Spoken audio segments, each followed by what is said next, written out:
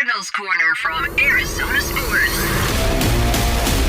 Cardinals Corner from Arizona Sports with Tyler Drake and Lauren Koval. Bird Gang, what's going on? Happy draft week. But before we get into Thursday, the first round, and everything else, we got to have our regular at this point come back in for another edition of Cardinals Corner. This is where it is. Kelvin Beachum back in the studio. I'm Tyler Drake. That's Lauren Koval. But yeah, the big news again, Kelvin Beachum back again. I think this is like the fourth or fifth time you joined us, man. So thank you again for keeping the tradition going. I'm trying. It's good to be back. It's good to be back in the building, good to feel the energy, and good to get things going back again. It's starting to warm up outside, so you know that it's getting that time of year where football is starting to get in the air again. Oh, yeah. So let's just start right away, man. Re-signed, one-year deal. What really led to you wanting to just come back and go after it again? Well, I mean, you get to this point in your career and you start thinking through the opportunity set. The opportunity set that's at hand right now is the opportunity to put ourselves in a position to make some noise in the playoffs. I think the powers that be, Monty, JG did a phenomenal job in free agency, and now you got the draft that's coming up here pretty soon. That's really set the stage for hey, there are things that need to happen now. And if you can't sense that, if you can't see that, if you can't feel that, you haven't been watching football long enough. But they've made decisions and they've made changes that have really indicated that we need to get the job done right now. And playoffs is really something that needs to be on top of everybody's mind, players, fans, coaches, administrators, what have you.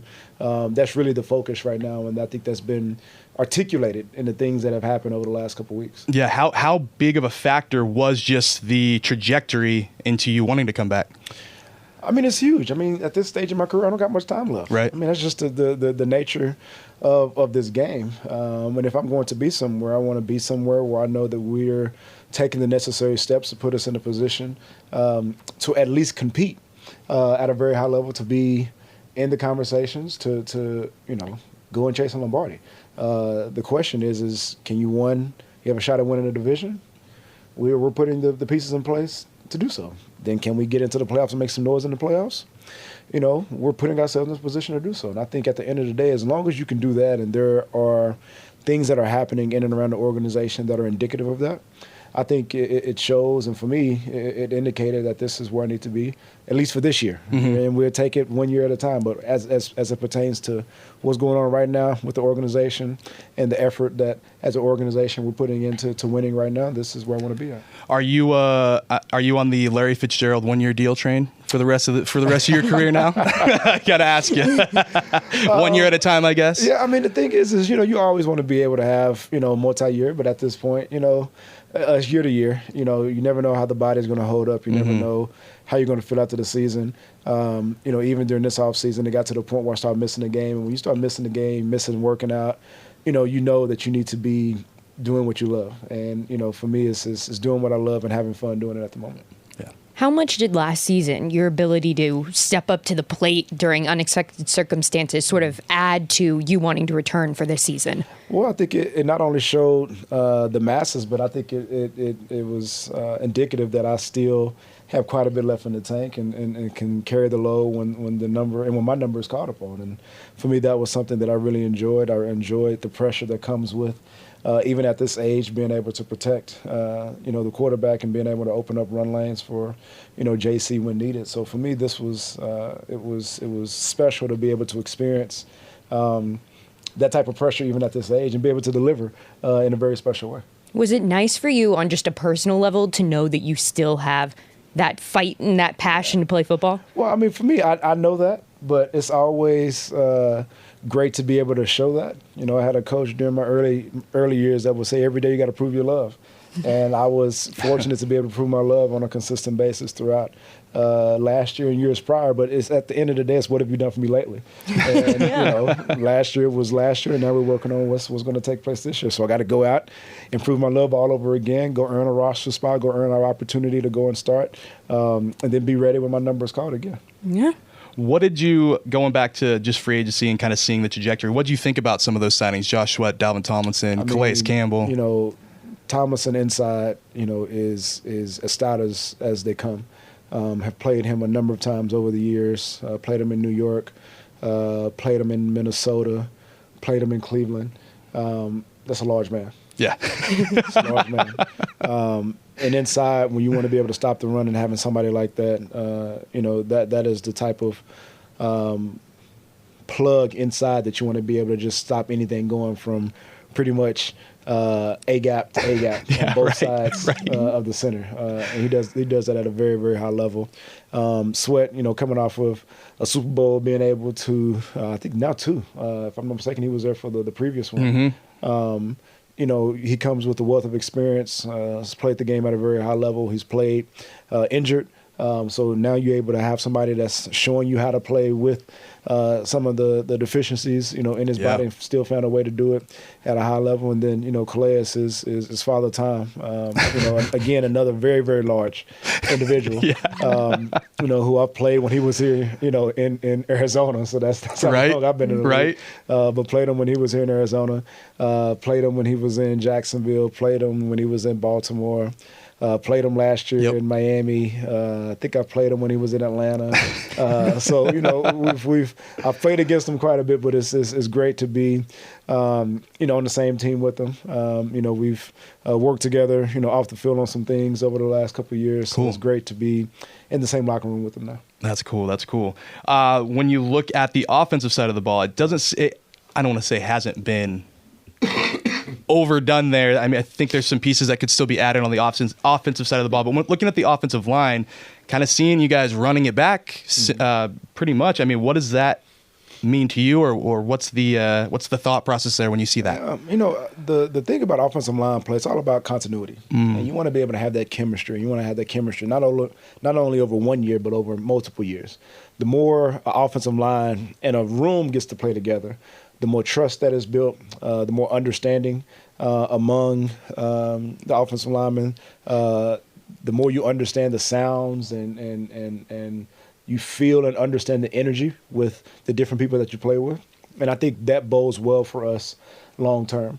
Having Fro, in the middle there, we'll see what happens, at right guard as we start to get into the season. Know that there'll be quite a bit of competition there. Jonah's coming back. Paris, you got Evan Brown. That they're probably going to make some additions in the draft. You have good depth already. So, it's one of those things you want to continue providing competition. At the end of the day, but for us, that continuity and being able to have that core within the room is special, and it does bode well for the offensive line moving forward. And the thing is, at the end of the day, the game is always won in the trenches. That's just the nature of NFL football. If you looked at the Super Bowl, the game was won in the trenches. Everybody looks at what happens on the outside, quarterback throwing, balls here, balls there, glitz and glamour over here. At the end of the day, the game is always won within the trenches. And, for us, with this particular team coming up this year, is going to be even more paramount that offensively and defensively, we're doing what's necessary to make sure that we're putting ourselves in a position to win games. And how do you feel that those sort of new additions to the line or those younger guys coming in has affected the continuity of that line? I mean, it's added to it. It's added flavor to it. I mean, adding Paris to the ecosystem has helped. You got Isaiah Thomas. I call him rookie. I don't even know what his real name is. Isaiah Adams. See, that's bad. Halfway there. Yeah, Isaiah. CJ, our other rookie from last year. Mm-hmm. He asked me. I happened to be in the building a couple of days ago, and he asked me, "So when do I get to stop being a rookie?" And I said, "I'll let you know." I think Paris was trying to figure that out last year too. Yeah, still figuring it out. CJ has stepped in at the end of the year and played during the last game. So got to cut his teeth a little bit. But the young guys help the room flow. And when you think about culture and what does culture look like as you transition from one regime to another regime, and a set of offensive linemen, that core, and transition to that next core, those young guys play an integral role in being able to catch on and be able to take on some of the things that they learn from older players and be able to add that to their game and be able to flourish as they continue to grow. And with those young players in mind, the NFL draft is 2 days away here. Do you as a player watch it? Are you interested in it? Are you paying attention to what the Cardinals do? Somebody asked me today in their weight room, it was like, hey, who are the Cardinals looking at? I said, I have no idea. Who do you want them to pick? I said, I have no idea. It's just, whoever comes into the locker room, I'll be there to support whoever comes in the locker room. Yeah. That's just the nature, and that's the circle of life. You got kids now. Lion King, you'll be seeing that quite a bit coming. Just watched it last week. Lion King 2, the whole nine. You'll have Moana, and that's on repeat. The whole nine. Cars. All these things that start to take place. You start to just pull from Disney, but it's a circle of life. I was a rookie at one point, and I had to find a way to earn a roster spot.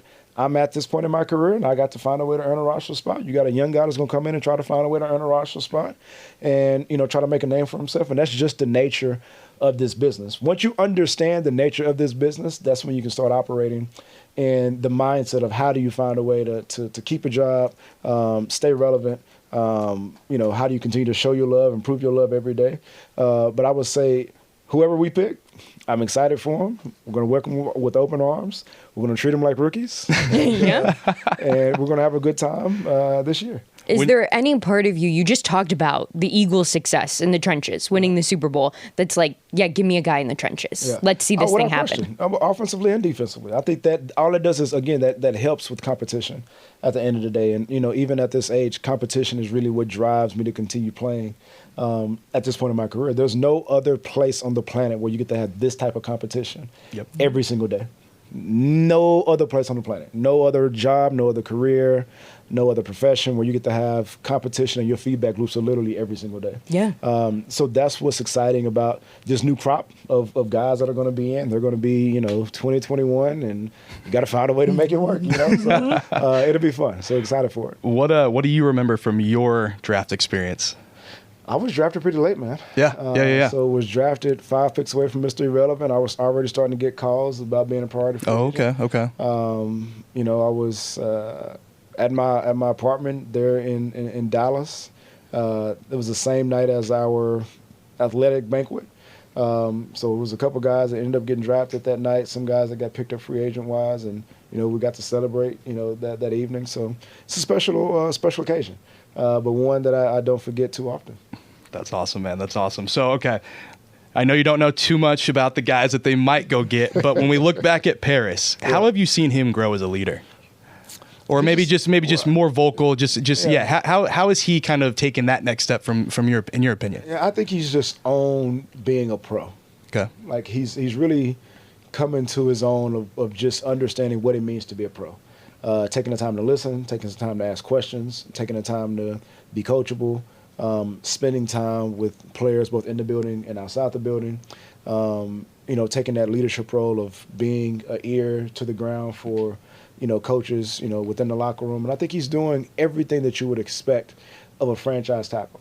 And that's what he is. That's what he was drafted to be. He's going to be here for the next probably decade or so, and he's playing very good ball now. I think the question is can he continue to ascend, which I have no doubt that he would do that, and carry the mantle for this franchise for, like I said, this is year 3 for him for the next 7 to 10 years. Yep. So I have no doubt that he will be that person and be the franchise tackle that they drafted him to be.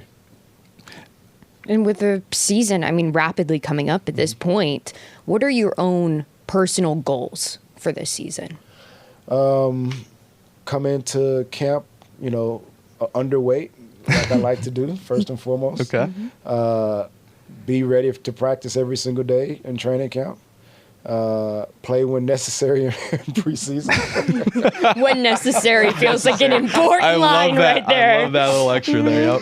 Yep. And then, be ready to play and to start as many games as necessary for us to win games this coming up year. For me, the team success is a prerequisite to individual success. And for me, it's about the playoffs. And then whatever happens in the playoffs, anything can happen from there. But that's really the most important thing to me is like finding a way to galvanize the locker room and talk to guys about how important it is for us to do the things that are necessary day in and day out for us to be in a position to be in the playoffs. And that's really like talk about goals, like, I talk about my individual stuff, to start. But for me, the number one priority is for us to be playoff ready and playoff capable to go and make some noise in the playoffs. Yeah. Awesome. Well, man, that's all we got, I think, today. So we appreciate it again for stopping in as always. We got to keep the tradition going, at least for another year. Maybe we'll do it next year. We'll see. But yes, thanks again to Kelvin, and thank you all for tuning in once again. Be sure to follow the show at AZ Cards Corner. Follow me at TDrake for Sports. Follow Lauren at Colville_Lauren. And yes, draft week, we'll have a ton of coverage coming to you on the Arizona Sports app, 98.7 and ArizonaSports.com. So don't go anywhere, and we will catch you next week and have a lot to talk about regarding the NFL draft and who the Cardinals are bringing to town. See you then.